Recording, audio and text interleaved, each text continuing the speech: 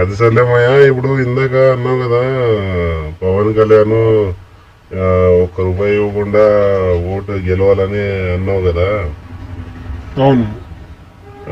ఇప్పుడు అందరూ 2000 3000 ఇస్తున్నారు కదా. ఇప్పుడు పవన్ కళ్యాణ్ వస్తానంటే ఒక్క రూపాయి. ఇప్పుడు జనాలకి డబ్బు చూపించిందే ఓటేజీకి రారు. ఇప్పుడు జగన్ పవన్ కళ్యాణ్ వస్తాడని ఎవరు నమ్ముతారమయ్యా? అది ప్రకారం మాట్లాడుకుంటే ఆయన సీఎం అవ్వడం అనేది గగనమే అని చెప్పలేము. డబ్బులు ఇస్తేనే గెలిచే వాళ్ళు లేరు. ఇప్పుడు ఆయన ఇప్పుడు ఇద్దరు కలిసి వస్తున్నారు కదా బాబు. చంద్రబాబు నాయుడు గారు, పవన్ కళ్యాణ్ గారు ఇద్దరు కలిసి ఉన్నారు కదా ఇప్పుడు.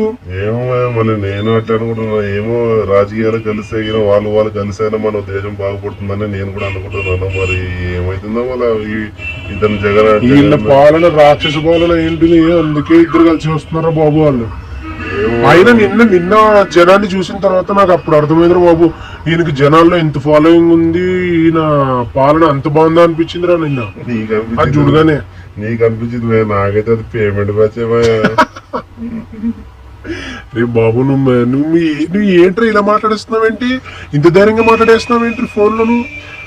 ఏముంది మనం జరిగేది నిజాలే కదా మాట్లాడేది. అయితే నీ ఉద్దేశం ప్రకారం ఎలా చెప్తున్నావు అంటే, అరే వాళ్ళే డబ్బిచ్చి పిలిపించుకున్నట్టుంది, డబ్బిచ్చి డోలు వాయించుకున్నట్టుంది వాళ్ళకి వాళ్ళు. అంతేమంది అంతే. చూద్దామా, ఈసారి ఎలక్షన్లు వస్తున్నాయి. మళ్ళీ ఓటుకి ఎంత ఇస్తారో తెలుస్తుంది. ఇక్కడ నీకు రాష్ట్రం బాగుపడాలను, లేకపోతే నీకు జాబ్ రావాలను, ఇంకోటో ఏదో ఆలోచన లేదు నీకు. ఓటుకి ఎంత ఇస్తారన్నదే ముఖ్యంగా ఉంది నీకు. అంతే కదా. ఇప్పుడు ఎవరు రాజకీయ, ఎవరు నోటిఫికేషన్లు, ఎవరు జాబ్, ఎవరు ఫ్యూచర్ గురించి ఎవరు ఆలోచిస్తున్నారు? అప్పటికి డబ్బులు కావాలా, అప్పటికి పథకాలు కావాలా? అరే ఆడిచ్చే 2000 5000 10,000 నీకు ఆ 10 రోజులు, ఆ వారం రోజులు సరిపోద్దిరా. నెక్స్ట్ 5 సంవత్సరాలు నువ్వు అని భరించడరా బాబు. ఆడు ఏం చేసినా మూసుకొని ఉండాలి. ఆడు వంగమంటే వంగాలి, మింగమంటే మింగాలి. అంతే. ఇప్పుడు ముందు డబ్బులు చూపిస్తే ఎవరు అంటే ఏం పట్టించుకోరు. డబ్బు కావాలి ఫస్ట్ మనకి, మన అవసరాలకి డబ్బు కావాలి. వాళ్ళు డబ్బులు ఇస్తున్నారు, మనం తినాలి, అంతేగా. అది నిజమే అనుకో. కొంతమంది డబ్బు కోసం ఓటేస్తారు, కొంతమంది మాకుల పొడి అని ఓటేస్తారు, మరి కొంతమంది కొన్ని సంవత్సరాలకు మా వాళ్ళు ఓటేస్తున్నారు, మేము వాళ్ళకే వేస్తున్నాం అనే ఒక పిచ్చితో వేస్తున్నారు. చూద్దాం ఏం జరుగుద్దాం. అరే మాయ ఓటు ఏదానికి వేస్తాననే విషయం మాత్రం అడగరు బాబు నాకు. ఓటు ఎవరికి వేస్తామన్నది ఎవరికి చెప్పరు, నిజమైతే చెప్పరు, ఏదో ఒక మాట చెప్తారు. ఇప్పుడు అంతెందుకు, ఒక సింపుల్ చెప్తా డైలాగ్.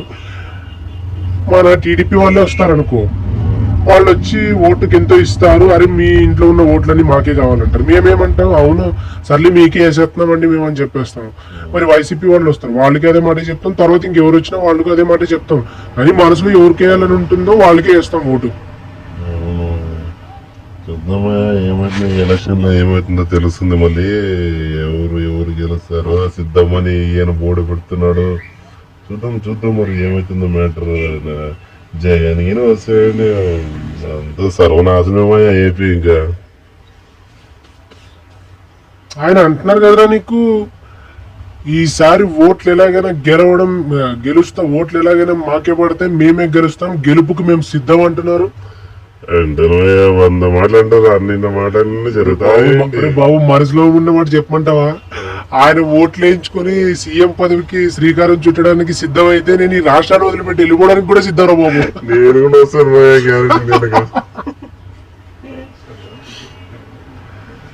సర్లేరా బాబు, నేను వెళ్తున్నాను మరి బయటికి.